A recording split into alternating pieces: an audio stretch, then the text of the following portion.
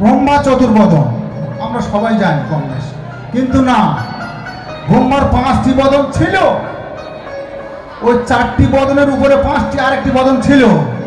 ওই ভগবান ভোলানাথ ফুল দিয়ে মুন্ডুটা ছেদন করেছিল। কেন না, পঞ্চবদনের নাম করছিল বটে, সমস্ত বদন ওই নয়ন দিয়ে বাড়ি পরিশান হচ্ছিল, কিন্তু উপরে যে বদনটা কৃষ্ণ নাম গুণগান গাইছিল বটে, বাড়ি পরিশান হয়নি।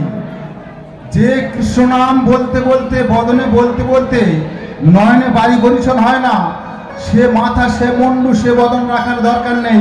ভগবান ভোলানাথ ওই একটি বদন ছেদন করে দিয়েছিল। ব্রহ্মা 4টি বদন ছিল, তাহলে 4টি বদনে কি সর্বদাই হরিনাম করে না?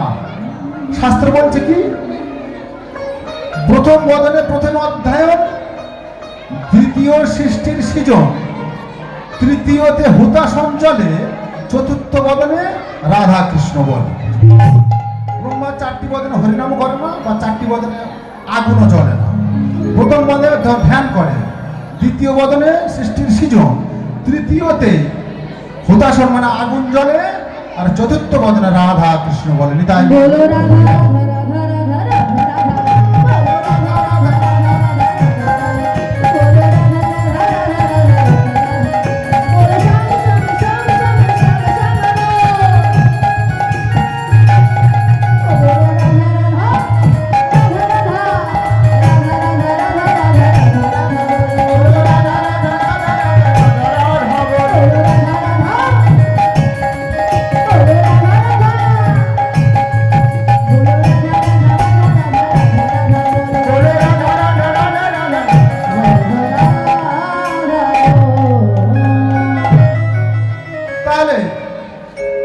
এমন পরম বৈষ্ণব ভোলানাথ, তার একদিন ক্রোধ হয়েছিল। কোন দিন? ভোলানাথ তো এমনি সংহার দেবতা, ব্রহ্মা তিনি সৃষ্টিকর্তা, আর বিষ্ণু পালনকর্তা, আর ভোলানাথ হলেন সংহারকর্তা। সময় বিশেষে একেবারে ধ্বংস করে দিল। তা দক্ষ যজ্ঞে সতীর ছোট মেয়ে, ওই দক্ষ রাজা ছোট মেয়ের নাম ছিল সতী। গত রাত্রে চতুর্দশী রাত গেল, তো সেদিন ভোলানাথের বিষয়ে দুটো কথা বলছি। তা সতী, ছোট মেয়ে সতী, সমস্ত মেয়েগুলো সব ভালো ভালো জামাই দেখে বিয়ে হইল।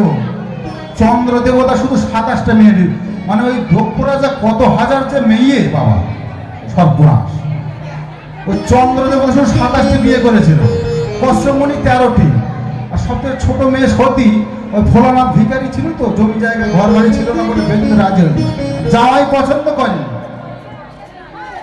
তা মেয়ে যদি কোনো ভিখারির সঙ্গে যদি ভালোবাসা করে, গরিব ছেলের সঙ্গে, তা বাবা মেনে নিতে বাধ্য। আমার এই মেয়ে, এটা আমার মেয়ে, আমার এই মেয়ে যদি কোনো ভিখারির ছেলের সঙ্গে আলাদা করে বেড়ায়, ভালোবাসা যদি হয়ে যায়, তা আমি যদি বাধা দিই, তো শেষ পর্যন্ত হয় বিষ খাবে, না গলায় ধরে দেবে, যাহাটা হবে মরবে। না যাইতে সেই পরিমাণের ছেলের সঙ্গে বিয়ে দেওয়া ভালো। সতীর ভালোবাসা অনুযায়ী ভোলানাথের সঙ্গে বিয়ে হয়েছিল বটে, কিন্তু ওই দক্ষ রাজা সেটা মেনে নেয়। ভিখারি ঘরে মেয়ে দেবো, দক্ষ রাজার কন্যা, মেনে নেয় না। ঠিক আছে, সতী বলছে বাবা মেনে যখন নিলে না, আমি ওই ভিখারির হাত ধরেই আমি বাঁধবো। চলে গেল বিদায়। কিছুদিন পরে দক্ষ রাজা যজ্ঞ করছে যে পৃথিবীর একটা সর্বশ্রেষ্ঠ স্থান অধিকার করব। ব্রহ্মা বিষ্ণুকে নিমন্ত্রণ করে, সমস্ত দেবদেবতা, গন্ধর্ব, দানব, মানব, সমস্ত সবাইকে নিমন্ত্রণ করে, কিন্তু ওই ভোলানাথকে নয়। ভোলানাথ বিহীন যজ্ঞ। সতীর কানে খবর গেল, সতী তোমার বাবা তো যজ্ঞ করছে, তোমাকে বলে। ওদিকে একটা যন্ত্রণা, এদিকে স্বামীর অপমান করেছে, নিমন্ত্রণ করি, যদি চায় সে একটা যন্ত্রণা। সতী বলছে স্বামী গো, পিতা যদি যজ্ঞ করে, এতে নিমন্ত্রণ করার কোনো প্রয়োজন নেই, আমি যাব। বাদী বিবাদী হতে হতে হতে হতে হতে হতে শেষ বের ভোলানাথ বলছে সতী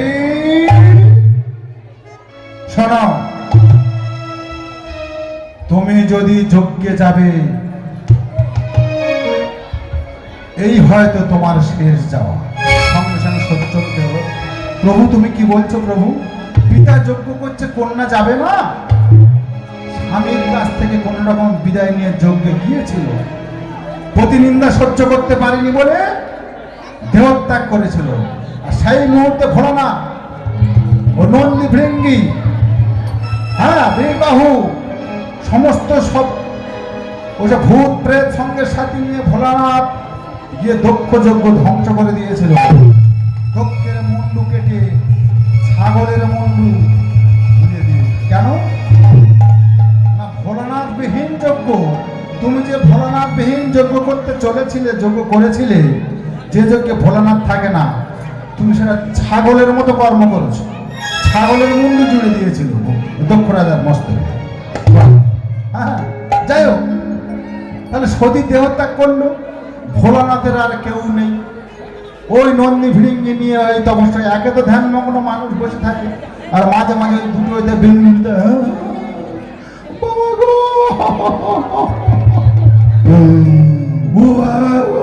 কাঁদে।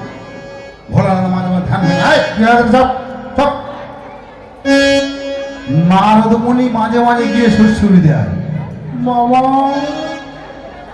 ও বাবা,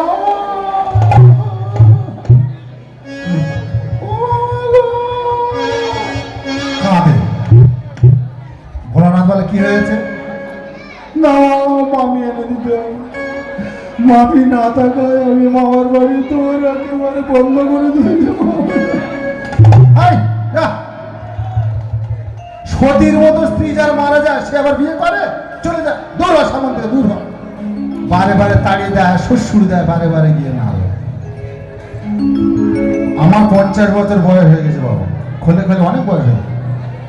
আমার যদি কেউ যদি বারে বারে শ্বশুর দেয়, 10 বার মাথায় একবার তো বলবে হ্যাঁ হয়তো হোক। ভোলানাথ বারে বারে বলে, নারদ বলে মামা পুরো যদি না বিয়ে করো, একটুখানি করো। তাই এখনকার এই চরিত্রহীন মানুষের মতো ভোলানাথ তো না, যে একটা মেয়ের সঙ্গে ভালোবাসা করবো, আর একজনের ফোন নম্বর নেবো, আর একজনের আই লাভ ইউ করবো, আর একজনের অন্যের হাতে তুলে দিয়ে, তখনকার দিনে সব ছিল।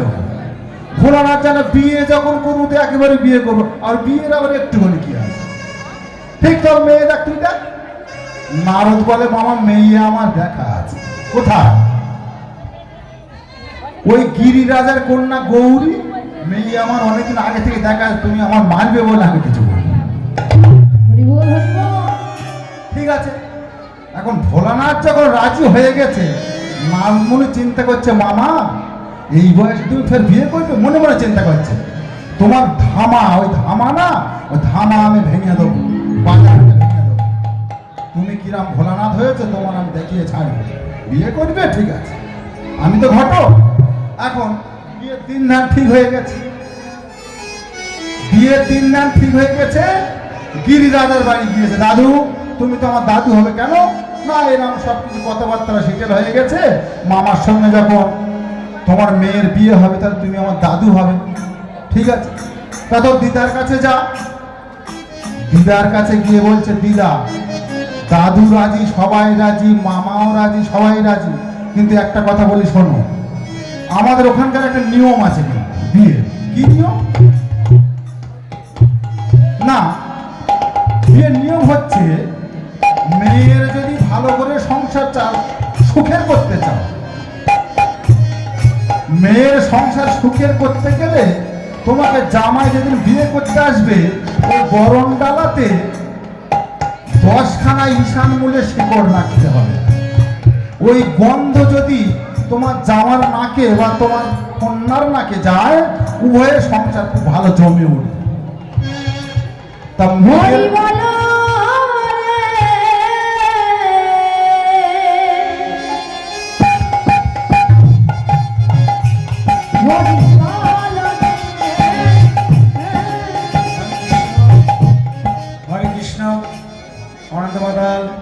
গ্রামবাসী সে অষ্ট মাতাজি, উনি এনার মুখে ভাগবত শ্রবণ করে খুব সন্তুষ্ট হয়েছে, এনাকে 100 টাকা উপহার দিচ্ছেন। সবাই মিলে বলো